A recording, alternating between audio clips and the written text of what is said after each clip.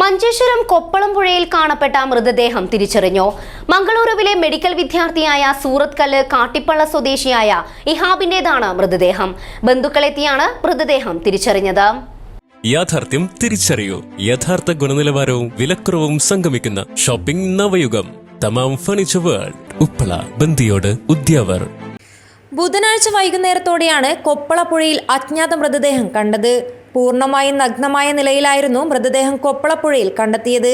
വെള്ളിയാഴ്ച രാവിലെ കാസർഗോഡ് ജനറൽ ആശുപത്രിയിലെത്തിയ ബന്ധുക്കളാണ് മൃതദേഹം ഇഹാബിന്റേതാണെന്ന് തിരിച്ചറിഞ്ഞത്. വേലിയിറക്കത്തിന്റെ സമയത്ത് നാട്ടുകാരാണ് മൃതദേഹം കണ്ടെത്തിയത്.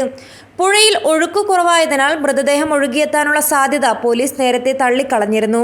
കടൽ വഴി വേലിയേറ്റ സമയത്ത് മൃതദേഹം പുഴയിലെത്തിയിരിക്കാമെന്നാണ് പോലീസിന്റെ കണക്കുകൂട്ടൽ. മൃതദേഹം തിരിച്ചറിയുന്നതിന് മഞ്ചേശ്വരം പോലീസ് കർണാടക പോലീസിന്റെ സഹായം തേടിയിരുന്നു.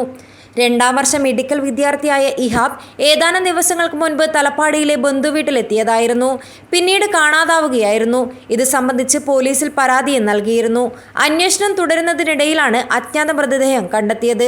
എന്താണ് ഇഹാബിന് സംഭവിച്ചതെന്ന് വ്യക്തമായിട്ടില്ല. പോലീസ് അന്വേഷണം തുടരുന്നു. Abdul Rahman, Udyavar, news bureau, Manjeshwaram.